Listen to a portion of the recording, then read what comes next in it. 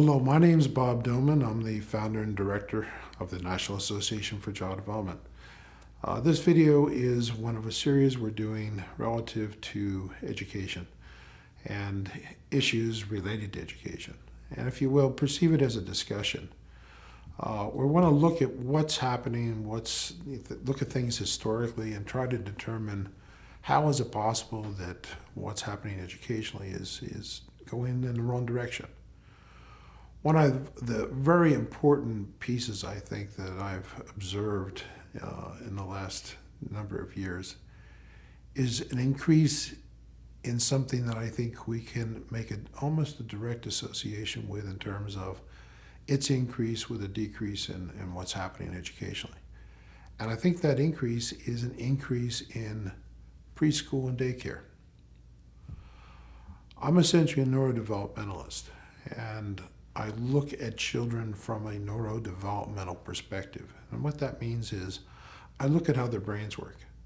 I look at how they process information. I look at how they think. I look at how they understand. And I look at putting together the pieces that permit them to learn, to develop, and to excel. One of the most significant pieces relative to all of that is simply the ability to listen and learn. Right? That's pretty basic. How do you listen? How do you learn? How do you process what you hear? And if we look at that, and we look at that neurodevelopmentally, most of those processing skills develop in the first 5 or 6 years of life. Matter of fact, we've got what's called a Simply Smarter project where we've actually collected data relative to the auditory and visual processing of individuals. And the primary development of these skills typically occurs in those first few years of life. Now, if we look at what drives that development, at the top of the list, without a close second, is one-on-one language-verbal interaction. Auditory processing comes down to the ability to hear sounds, process the frequency of those sounds, and then to put those sounds together and then sequentially process those sounds. That is, pieces together. All right, children start off life and their brains are learning how to process just frequencies of sound. If you will, the brain is learning how to hear. And then after the brain has learned how to process those sounds that involve in language, it puts those sounds together into phonemes. Puts those phonemes together into words and put words into phrases and phrases in sentences. And we develop the ability to process larger and larger pieces of auditory information. One of the things that happens naturally that is gargantuanly important is parents, and generally comes down mostly to mothers, one-on-one talking to their children. If you watch that interaction between a mother and a child, or a father and a child, or even siblings, what happens is you automatically modify the input to fit the child. All right, what does that mean? It means if you're talking to a child and you're watching a mom interact with their child, if the mom is saying things at a level that fit where the child processes, the child is attending, the child is responsive, the child is learning, and the child is developing his auditory processing skills. And what that parent naturally does, automatically does, is aim the input right at where the child is and a notch above it. For example, mom's looking at a picture book with a child.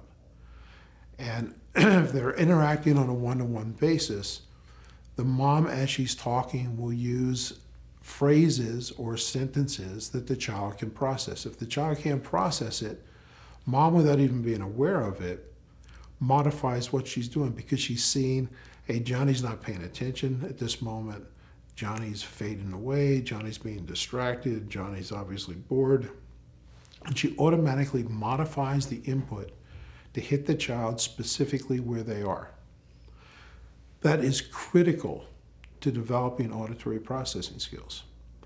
If we go from one-on-one to two-to-one, 2 children, 1 adult, all right, we're losing most of the effectiveness of being specific.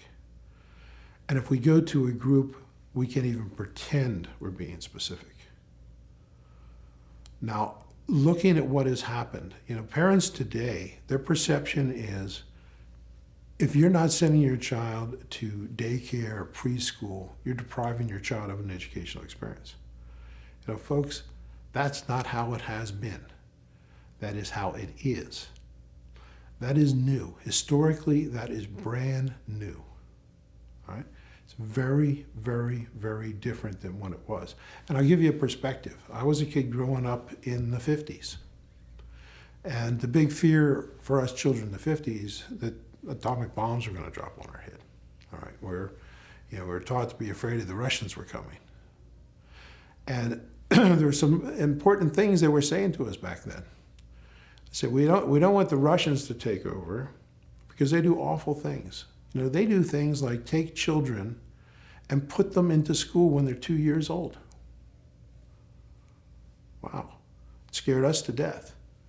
The state taking over and putting our children into schools when they're 2 years old. I mean, when I was a child, you went to school when you were 5 or 6 years old.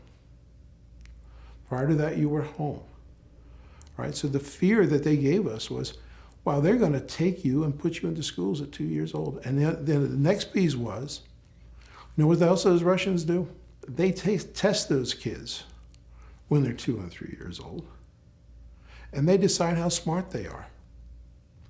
And they establish an educational plan for their life based on that perception of how smart they are at 2 and 3. Right? Hey, guess what? We're doing that too. Right? That's not the route to providing our children with an opportunity and an educational experience. What that does is classify. What that does is limit. If you look at school today, we can say that globally we're not doing well. We can also say that the incidence of kids with issues and labels is dramatically, dramatically, dramatically greater than it was. Attention deficit disorder, ADHD, all the kids now are falling into autism spectrum.